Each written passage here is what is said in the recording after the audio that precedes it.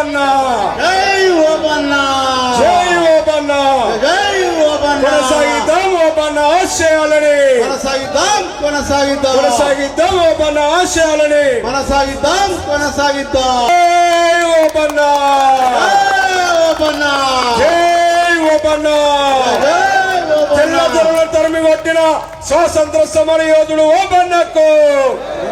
సభాధ్యక్షులు పెద్దలు గౌరవనీయులు నరసింహ గారు,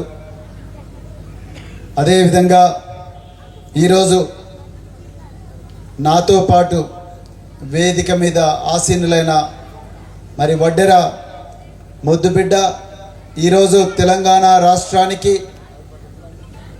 తలమానికమైన ఎంబీసీ కార్పొరేషన్ చైర్పర్సన్గా ఎంపికైన పెద్దలు జయపాలన్న గారు, అదేవిధంగా మరి ఈ కార్యక్రమానికి నన్ను పరిచయం చేసి మరి ఈ దేశంలో మన ఘనమైన చరిత్రను మనకు తెలవకుండా చేసిన మన చరిత్రను మళ్ళీ మనకు పరిచయం చేయించడానికి ఏర్పాటు చేసిన ఈ వడ్డే ఓబన్న విగ్రహావిష్కరణకు నన్ను పిలిపించిన సోదరుడు ఆస్క్ భరత్ గారికి, మాజీ కౌన్సిలర్, అదేవిధంగా మరి సత్యన్న గారికి, అదేవిధంగా మరి లింగయ్య గారికి, అజీం గారికి, మరి సోమిరెడ్డి అన్న గారికి, మరి చాలా చక్కగా మాట్లాడారు సోమిరెడ్డి గారు, అదేవిధంగా జర్పటి సత్యనారాయణ గారికి, మరి జైపాల్ గారికి, అదేవిధంగా మరి అంతయ్య గారికి, శ్రీశైలం గారికి, అదేవిధంగా కృష్ణయ్య గారికి, వడ్ల ప్రకాష్ గారికి, శ్రీకాంత్ రెడ్డి గారికి, లచ్చిరామ్ గారికి, ప్రభాకర్ గారికి, అదేవిధంగా నాగరాజు గారికి, శ్రీపాల్ రెడ్డి గారికి, మరి వడ్డే శ్రీనివాస్ గారికి, వడ్డే యాదయ్య గారికి, వడ్డే రాకేష్ గారికి, వడ్డే నరసింహులు గారికి, వడ్డే వినోద్ కుమార్ గారికి, వడ్డే సాయి కిరణ్ గారికి, అదేవిధంగా ఎంతో గొప్ప ఉపన్యాసం ఇచ్చిన డాక్టర్ పసునూరి రవీందర్ గారికి, అదేవిధంగా మరి అందరూ సోదరులకి ఇంకెవరికైనా పేర్లు చెప్పకపోతే దయచేసి పెద్ద మనసుతో క్షమించాలని కోరుకుంటూ జై వడ్డెరా. ఒక సైన్యాధికారి సభలో మాట్లాడుతున్న ఎట్లుండాలి, యుద్ధ కేక్ అంటే జై వడ్డెరా, రెండు చేతులతోని జై వడ్డెరా, జై ఓబన్న. చాలా చాలా ధన్యవాదాలు మిత్రులారా.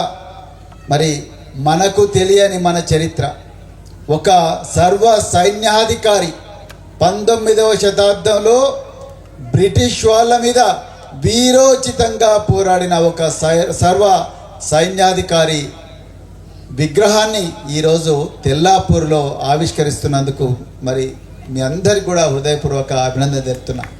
మరి తెల్లాపూర్ గాలేందో నాకు అర్థమైతలేదు, తెల్లాపూర్ నేల ఏందో అర్థమైతలేదు, తెల్లాపూర్ నీళ్ళేందో అర్థమైతలేదు. మరి ఏ ప్రగతిశీల కార్యక్రమం జరిగినా ఈ తెల్లాపూర్లోనే స్టార్ట్ అవుతున్నది. మరి బహుజన యుద్ధ నౌక, ప్రజాయుద్ధ నౌక గద్దరన్న గారి విగ్రహం కోసం వీరోచిత పోరాటం చేసి మరి భరతు సత్యన్న ఇక్కడ గద్దరన్న విగ్రహం పెట్టిండ్రు. అదేవిధంగా మనందరి నుండి దాచిపెట్టిన మన చరిత్ర, మన సంస్కృతి మనకు రాబోయే భావి తరాలకు పరిచయం చేయడం కోసం సత్యన్న ఇక్కడ అమృత సత్తయ్య ఎడ్యుకేషన్ సొసైటీ ఇక్కడ పెట్టి అందరికి కూడా బహుజన సంస్కృతి నేర్పడానికి ప్రయత్నం చేస్తున్నారు. ఈరోజు మనందరికీ గర్వకారణమైన వడ్డే ఓబన్న సాహసానికి చిరునామా. ఆయన ఏ వ్యక్తి పేరు చెప్తే ఆ రోజు బ్రిటిష్ వాళ్ళు గడగడలాడినరో అలాంటి వ్యక్తి, అలాంటి యోధుడి విగ్రహాన్ని ఈరోజు తెల్లాపూర్ గ్రామంలో పెడుతున్నారు. చుట్టూ ఆకాశహార్మ్యాలు, ఒకవైపు మై హోమ్ త్రిదాస, ఇంకొక వైపు రాజపుష్ప, మరోవైపు ఆకాశాన్ని అంటే మేడలు కడుతున్న ఈ పరిస్థితుల్లో ఆకాశానికన్నా ఎత్తైన వడ్డే ఓబన్న విగ్రహం ఇక్కడ పెట్టడం అనేది చాలా చాలా గొప్ప విషయం మిత్రులారా. మీ అందరిని కూడా మనస్ఫూర్తిగా అభినందిస్తున్నాను. మన మహనీయుల బొమ్మలు మన ఇళ్లలో పెట్టుకోవడానికే భయపడే ఈ రోజుల్లో మనం ఒక గొప్ప మహనీయుణ్ణి రోడ్డు మీద, చౌరస్తా మీద పెట్టే ఒక సాహసం చేసినాం. దానికోసం పోరాటం చేసిన మీ అందరికి కూడా హృదయపూర్వక అభినందన తెలుపుతున్నా. మిత్రులారా, నేను సమయం లేదు కాబట్టి ఎక్కువగా చెప్పకుండా ముఖ్యమైన విషయాలు మాత్రమే చెప్తాను. మిత్రులారా, వడ్డే ఓబన్న ఒక సైన్యానికి ఉన్నతాధికారి, అంటే సర్వ సైన్యాధికారి, ఒక ఆర్మీలో జనరల్ హోదా ఆనాడు. ఈరోజు వడ్డెర సామాజిక వర్గంలో ఒక్కరైనా ఆర్మీ జనరల్ అయినరా? ఆలోచించాలి. ఒక్కరన్నా ఐపీఎస్ ఆఫీసర్ అయ్యి తెలుగు రాష్ట్రాలకు డీజీపీ అయినరా? AK-47 తుపాకీ పట్టుకొని యూనిఫామ్ వేసుకొని కవాతు చేస్తూ లడ్డీ కాపూల్లో ఉండే డీజీపీ ఆఫీస్లో ఒక్కరైనా వడ్డెర సామాజిక వర్గానికి చెందిన వ్యక్తి కూర్చున్నారా? కూర్చోలేదు. ఆంధ్రప్రదేశ్లో కూర్చోలేదు, తెలంగాణలో కూడా కూర్చోలేదు. ఎందుకు? ఈరోజు భారతదేశ సైన్యంలో, వాయుసేనలో, నౌకాదళంలో ఎందుకు వడ్డెర బిడ్డలు అధికారులుగా లేరు? ఎప్పుడైనా మనం ఆలోచించినామా? ఎందుకు మన బిడ్డలు ఒక ఐఏఎస్ ఆఫీసర్గా ఉండి చీఫ్ సెక్రటరీ కాలేకపోయిండు?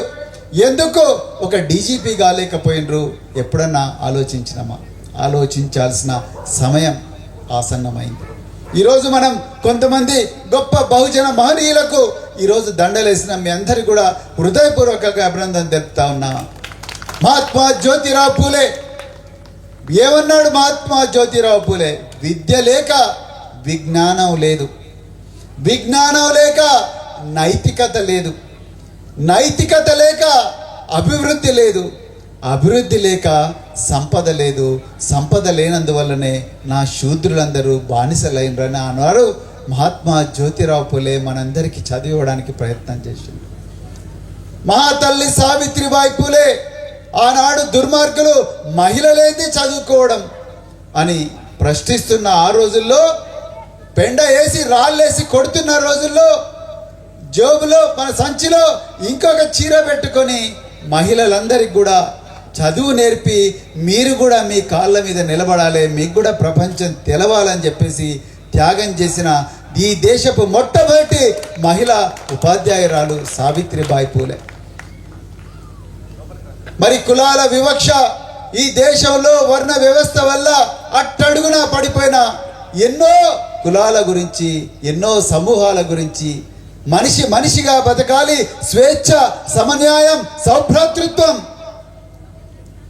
అన్న, సమానత్వం అన్న గొప్ప విలువలను రాజ్యాంగం ద్వారా మనకిచ్చిన డాక్టర్ బిఆర్ అంబేద్కర్ గారు, అదేవిధంగా మరి రమాబాయి అంబేద్కర్ వారి సతీమణి రమాబాయి అంబేద్కర్ గారికి కూడా మనం వాళ్ళు నివాళులు అర్పించిన. మిత్రులారా, వీళ్ళందరూ కూడా ఈరోజు అక్కడ ఉన్నారంటే వీళ్ళు బాగా చదువుకున్నారు, బాగా చదువుకున్నారు మిత్రులారా. వాళ్ళు ప్రపంచంలో ఉండే జ్ఞానాన్ని అంతా కూడా అవపోసన పట్టిండ్రు. అవపోసన బట్టి వాళ్ళు ఏ వర్గాల నుంచి వచ్చిండ్రో, ఏ వర్గాల కోసం పోరాడినరో వాళ్ళందరికీ ఒక గొప్ప దారి చూపించిండ్రు. మరి మనం ఎక్కడున్నాం ఈరోజు? ఒక 2 సంవత్సరాల క్రితం ఒక సోదరి, వడ్డెర సోదరి డాక్టర్ చంద్రకళ నాకు కాల్ చేసింది. సార్, ఇక్కడే గోపనపల్లిలో ఎన్టీఆర్ బస్తీ అని ఉంటుంది. 30 సంవత్సరాల క్రితం ఎన్టీఆర్ నగర్లో 30 సంవత్సరాల క్రితం గుండ్ల మధ్యలో పాములు తేళ్లు కరుస్తుండగా కూడా మరి ఇక్కడికి వచ్చి ఈ ప్రాంతంలో ప్రభుత్వం పెట్టిన ప్రతి కార్యక్రమానికి కూడా మరి భూమి కావాల్సిన అవసరం వస్తే ఈ గుండ్లనంతా కూడా పిండి చేయడం కోసం వడ్డెర బిడ్డలు రకరకాల ప్రాంతాల నుంచి వలస వచ్చిండ్రు సార్.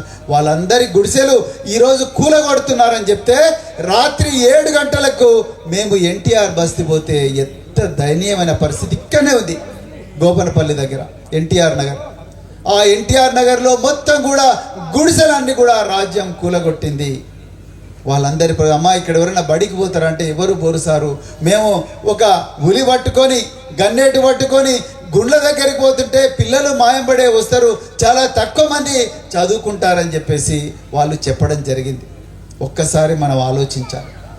ఎందుకు ఈరోజు ఒక సోదరుడు భరత్ అన్నాడు, మాకు మైనింగ్ కంపెనీలు కావాలి. నిజానికి ఎంతమంది మరి కేంద్ర ప్రభుత్వ బడ్జెట్ చదివినరు?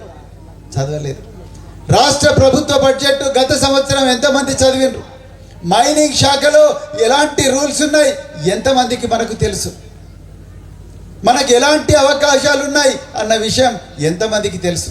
మైనింగ్ లైసెన్స్ ఏ విధంగా తీసుకోవాలి, మరి దేశంలో ఎక్కడెక్కడ మైనింగ్ జరుగుతూ ఉన్నది, కోల్ బ్లాక్లు ఏ విధంగా వేలం వేస్తారు, ఐరన్ మైనింగ్ ఏ విధంగా జరుగుతుంది అన్న విషయం మనకెవ్వరికి కూడా తెలియదు, తెలవనివ్వరు. ఇప్పటి వరకు ఒక అన్న చెప్పేదాకా, ఇంత సోమిరెడ్డి అని అనుకుంటా, ఇంతకుముందు ఆయన చెప్పేదాకా ఎవరికి కూడా గత ప్రభుత్వం 10% బీసీలకు, మరి ముఖ్యంగా వడ్డెరలకు కాంట్రాక్ట్లు రిజర్వ్ చేసిందని చెప్పేసి ఆయన చెప్పేదాకా ఎవరికి తెలియదు. అంటే ఆ సంపద ఎక్కడ ఉందో, లక్షల కోట్ల రూపాయల సంపద ఎక్కడ ఉందో అక్కడ మన వడ్డెర బిడ్డలను రానివ్వలేదు. అందుకొరకే తల్లి, తండ్రి, భార్య, భర్త పొద్దున లేస్తేనే గన్నేటు పట్టుకొని, ఉలి పట్టుకొని, అదే విధంగా సద్ది చేసుకొని, పిల్లలను తీసుకొని అదే ఆటోలల్లా ఎక్కడ గుట్టలుంటే అక్కడ పోయి ఆ గుట్టలను పిండి చేసే కార్యక్రమమే చేస్తున్నారు మిత్రులారా. మరి నేను చాలాసార్లు నేను ఉండే ఈ బండ్లగూడ జాగీరు మున్సిపాలిటీలో మొత్తం కూడా గుట్టలే.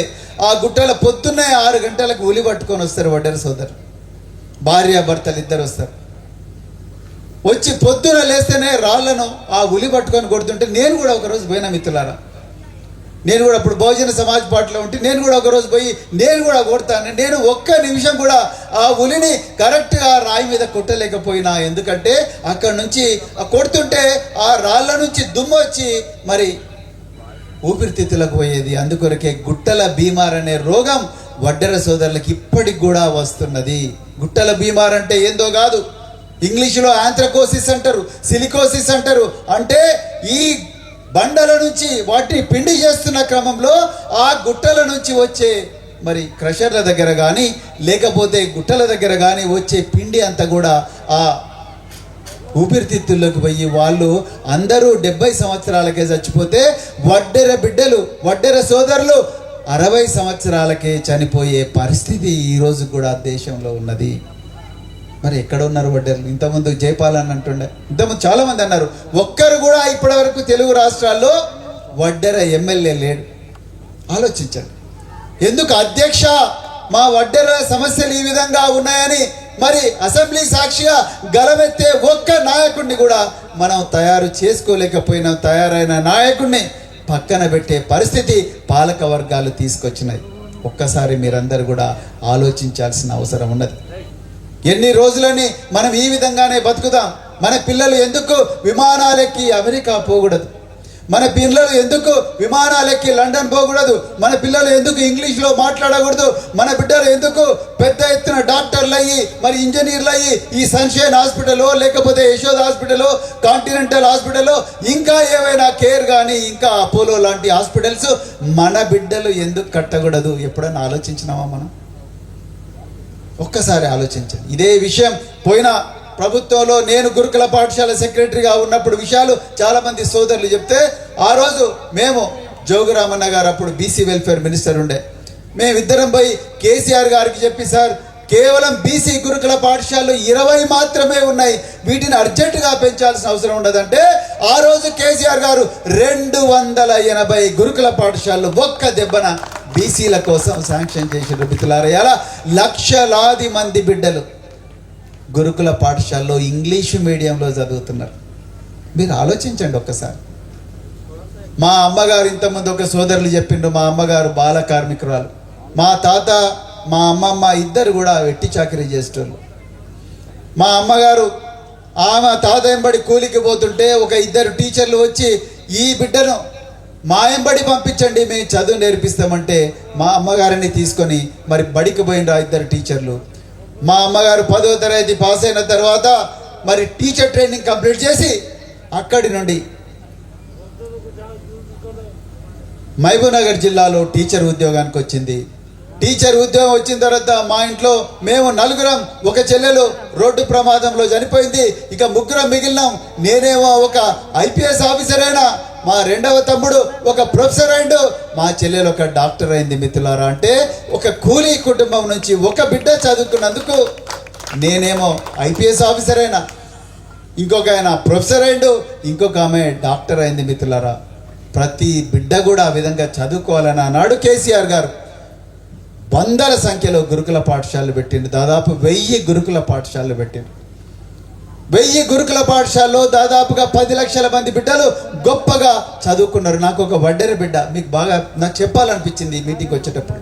నాకు లండన్ నుంచి ఒక గొప్ప యూనివర్సిటీ నుంచి నాకు ఫోటోగ్రాఫ్ మెసేజ్ పెట్టి, సార్ నేను మీ స్టూడెంట్ను, నేను మీ పాఠశాలలోనే చదువుకున్నాను, నేను గౌలితోటి ఇక్కడే ఉండే గోపన్పల్లిలో ఉండే గౌలితోటి గురుకుల పాఠశాలలో చదువుకున్నాను, నేను ఎలా లండన్ యూనివర్సిటీలో నేను పీజీ చేస్తున్నాను సార్, నేను వడ్డెర కుటుంబానికి చెందిన వాళ్ళు, మా తల్లిదండ్రులు ఇద్దరు కూడా పొద్దున్న లేస్తే గన్నేటి పట్టుకొని పోతారని చెప్పారు.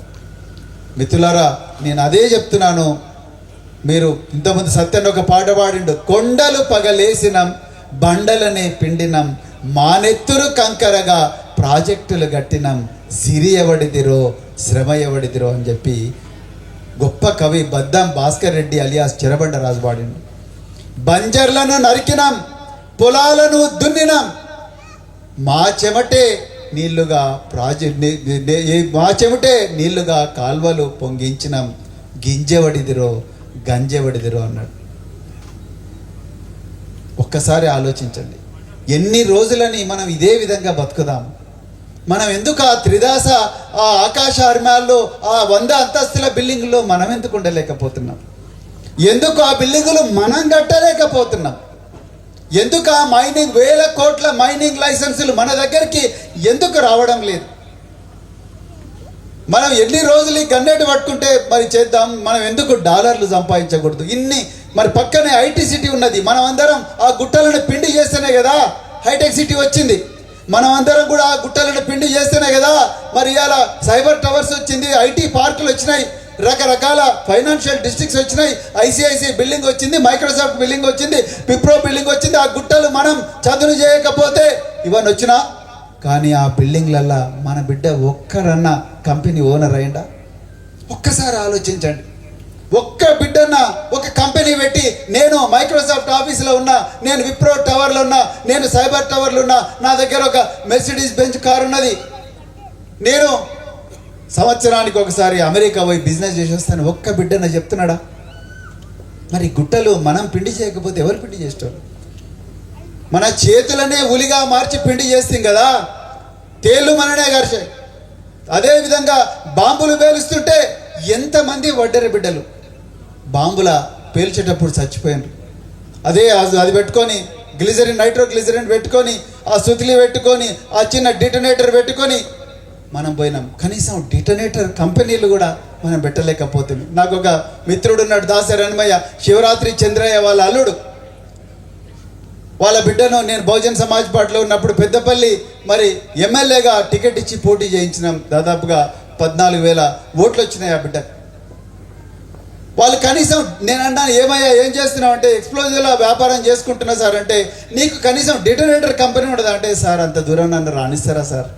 మేము డిటనేటర్లు పెడుతూనే ఉండాలి, సస్తూనే ఉండాలి, మేము బండలు పిండి చేస్తూనే ఉండాలి, గ్రనైట్ కింద పడుతూనే ఉండాలి, సస్తూనే ఉండాలి, గుట్టల బీమారితో చస్తూనే ఉండాలి, కానీ మాకు ఈ కంపెనీలు రావు సార్ అన్నారు. నేను ఎన్నో గ్రానైట్ షోరూమ్లకు పోయినా చూడడానికి. ఎలక్షన్లు అప్పుడు పోతే చాలా చోట్ల గ్రానైట్ మోసేటోళ్ళు ఏమో పేద వర్గాలకు చెందిన పిల్లలు ఉంటారు, వడ్డెర సామాజిక వర్గానికి చెందిన బిడ్డలు ఉంటారు, చేతులన్నీ కట్ అయిపోతాయి, లారీలలో పెట్టలేరు. నేను అక్కడ ఒక సేటు కూర్చున్నాడు, బక్కగా అస్థిపంజరం తిరిగి కట్టెపుల్ల లెక్కున్నాడు. ఏమయ్యా సేటు నువ్వు మోయవా అంటే, నేనెందుకు మోస్తా సార్, డబ్బులు తీసుకొచ్చింది నేను, కూలిస్తున్న వాళ్ళు మోయాలిగా నేనెందుకు మోస్తా అంటే, మరి ఈ బండలను ఎవరు చేసినట్టే వాళ్ళే చేసినారు, బండలు సాఫ్ ఎవరు చేసినా వాళ్ళే చేసిండ్రు, పాలిష్ ఎవరు చేసిండ్రు వాళ్ళే చేసిండ్రు. ఎత్తిస్తావు జీతం అంటే 500 ఇస్తా సార్ అన్నాడు. నీకెంత వస్తుంది అంటే, సార్ మాకు వస్తుంది సార్ సంవత్సరానికి 5 కోట్లు 10 కోట్లు వస్తుంది సార్ అంటాడు. కోట్ల రూపాయలు ఉండే దగ్గరనేమో వాళ్ళు ఉన్నారు, ఇక్కడనేమో మనం ఉన్నాం. నా రిక్వెస్ట్ మీ అందరికీ, విగ్రహం పెట్టిండ్రు, చాలా సంతోషం, చాలా ఆనందంగా ఉంది. ఇంతకుముందు ఒక అన్న మాకు ఒక దగ్గర ఇంకొక దగ్గర కూడా విగ్రహం పెడతాడు, పెట్టుర్రు, కానీ విజ్ఞాన మందిరం కూడా పెట్టండి, లైబ్రరీలు పెట్టండి. ప్రతి డాక్టర్ పసునూరి రవీందర్ ఆయన ఏం చేసిండు, ఆయన తండ్రి రిక్షా కార్మికుడు, కానీ అలా కేంద్ర సాహిత్య అకాడమీ గ్రహీత డాక్టర్ పసునూరి రవీందర్, ఆయన మామూలు రవీందర్ కాదు. ఆయన ఎన్నో బుక్కులు రాసిండు, ఎన్నో గొప్ప పాటలు రాసిండు. వాళ్ళ తమ్ముడు ఒక గొప్ప ప్రొఫెసర్ అయిండు, ఇంకొక ఆయన గొప్ప డాక్టర్ అయిండు, ఇంకొక ఆయన మరి మల్టీనేషనల్ కంపెనీలో పనిచేస్తున్నాడు అంటున్నాడు. ఇలా సత్యన్న మరి ఆస్క్ సొసైటీ పెట్టిండి, ఇక్కడనే పెద్ద లైబ్రరీ పెట్టి పెద్ద పాఠశాల పెట్టిండి. అలా జయపాలన్న గారికి నేను ప్రత్యేకంగా రిక్వెస్ట్ చేస్తున్నా, అన్నగారు పార్టీలకు అతీతంగా మాట్లాడుతున్నా, దయచేసి మీరు ప్రభుత్వం దగ్గరికి పోండి. మా వడ్డెరల కోసం ఇంకా ఎక్కువగా ఒక పాలిటెక్నిక్ కాలేజెస్ కానీ గురుకుల పాఠశాలలు కాబట్టి మా వడ్డెర బిడ్డలను ఒక 10,000 మందిని జర్మనీకో లేకపోతే లండన్కో లేకపోతే అమెరికాకో పంపించి ఒక్కసారి వాళ్ళందరినీ కూడా విమానంలో ప్రపంచం అంతా కూడా తిప్పి ఎక్కడ సంపద ఉన్నదో అక్కడ మేము ఉండాలని చెప్పండి. ఎందుకు వడ్డెర బిడ్డలు ఆఫ్రికా పోకూడదు? ఈ తెలుగు రాష్ట్రాల్లో ఉండే చాలామంది అగ్రవర్ణాల వాళ్ళకు బంగారు గనులున్నాయి, ఆఫ్రికాలో రాగి గనులున్నాయి, బంగారం గనులున్నాయి, ఎన్నో వ్యాపారాలు ఆఫ్రికాలో ఉన్నాయి. వడ్డెర బిడ్డలకు ఎన్ని గనులు ఉన్నాయండి? అసలు మనం భూమిని తొలిచేదే మనం, బండలను పిండి చేసేదే మనం, లోపలికి పోయి మరి చచ్చేది మనం, పాములతో గర్పించుకునేది మనం, చేతులు ఇరిగేది మనకు. కానీ మన చేతులకు డాలర్లు ఎందుకు వస్తలేవు? ఎందుకు మన బిడ్డలు బంజారాయిల్స్ జూబ్లీస్లు ఉండలేరు? ఎందుకు ఆకాశర్మాలు ఉండలేరు? ఎందుకు లగ్జరీ కార్లలో తిరుగుతలేరు? వీటన్నిటి గురించి తీవ్రమైన పరిశోధన జరగాలి. అందుకొరకే నా రిక్వెస్ట్, ఈ ఎంబీసీ నేను మరి ముఖ్యంగా చెప్తున్నా, ఎంబీసీలో అత్యంత వెనకబడ్డ ఈ కులం, అదేవిధంగా సంచార జాతి అయిన కులం, ఎక్కడ వర్క్ ఉంటే అక్కడ పోతారు వీళ్ళు. మూటాముల్లే సర్దుకొని ఆటోలలో అందరినీ పెట్టుకొని తల్లి పిల్లాజీలందరూ పట్టుకొని పోతారు. అలాంటి కులాలను ఒక్క ఉదిరిన పైకి లేపాలంటే కేవలం మహాత్మా జ్యోతిరావు పూలే గారు చెప్పిన విద్య విద్య విద్య విద్య.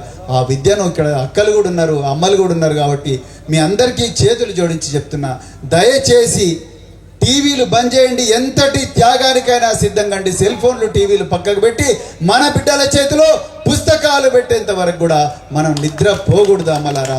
ఆనాడు వడ్డే ఓబన్న గారు సైన్యాధికారైండు.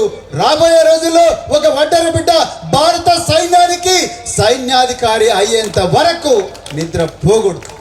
ఆ కళను నిజం చేయడం కోసమే ఆనాడు కేసీఆర్ గారు రుక్మాపూర్లో సైనిక్ స్కూల్ పెట్టిండు, అమ్మాయిలకు భువనగిరిలో సైనిక్ స్కూల్ పెట్టిండు, ఇంకొక చోట అశోక్ నగర్లో సైనిక్ స్కూల్ పెట్టిండు. అలాంటి సైనిక్ స్కూల్లో వడ్డెర బిడ్డలకు కూడా గొప్పగా ప్రవేశాలు పెట్టి ఆ బిడ్డలు కూడా సైన్యంలో అధికారులు అయ్యే విధంగా చూడాలి. సిపాయిలు అందరైతారు, కానీ వడ్డే ఓబన్న సైన్యాధికారి పుట్టిన కులం నుంచి సిపాయిలు కాదు, సైన్యాధికారే కావాలి. ఆయన విమానాల్లో తిరగాలి, ఆర్మీ విమానాల్లో తిరగాలి, ఆర్మీ హెలికాప్టర్లో తిరగాలి, నౌకా హెలికాప్టర్లలో తిరగాలి, వాయుసేనలో ఒక గొప్ప పైలట్గా కావాలి. మిత్రులారా, నేను సోషల్ వెల్ఫేర్ సెక్రటరీగా ఉన్నప్పుడు 3 యుద్ధ పైలట్లను తయారు చేసిన. ఒక్కొక్క విమానం ఖరీదు 1300 కోట్లు. 1300 కోట్లు. ఆ విమానాలను నడిపే బిడ్డలు 3 తయారు చేసిన మిత్రులారా. ఎందుకు వడ్డెర బిడ్డ కాకూడదు? అందులో ఒక వడ్డెర బిడ్డ ఎందుకు ఉండకూడదు? ఒక వడ్డెర బిడ్డ ఒక యుద్ధ ట్యాంకును ఎందుకు నడపకూడదు? ఒక్కసారి ఆలోచించాలని చెప్పి కోరుకుంటూ, మరి ఈ ఉత్సాహం దయచేసి ఒక్క లైబ్రరీ మాత్రం తెల్లాపూర్లో పెట్టి ఆ వడ్డే ఓబన్న గారి పేరే పెట్టండి. రాబోయే రోజుల్లో దయచేసి మీరు ప్రభుత్వం ఉన్నారు కాబట్టి ఓబన్న పేరు మీద రాష్ట్ర వ్యాప్తంగా వడ్డెర బస్తీల్లో గ్రంథాలయాలు ఏర్పాటు చేసే పని చేయండి. ఆ గ్రంథాలయాల్లో పిల్లలందరూ కూడా గొప్పగా చదువుకునే పని చేయండి. ఈ పిల్లలందరూ ఐఏఎస్లు ఐపీఎస్లు అయ్యే విధంగా వాళ్ళందరికీ గొప్పగా స్టడీ సర్కిల్ ఏర్పాటు చేయండి. వాళ్ళు ఎస్ఐలు కానీ ఐఏఎస్లు కానీ ఐపీఎస్లు అయ్యి కాశ్మీర్ నుంచి కన్యాకుమారి వరకు, గుజరాత్ నుంచి బెంగాల్ వరకు గొప్పగా ఆత్మగౌరవంతో ఉద్యోగం చేసే విధంగా చేయాలి మిత్రులారా.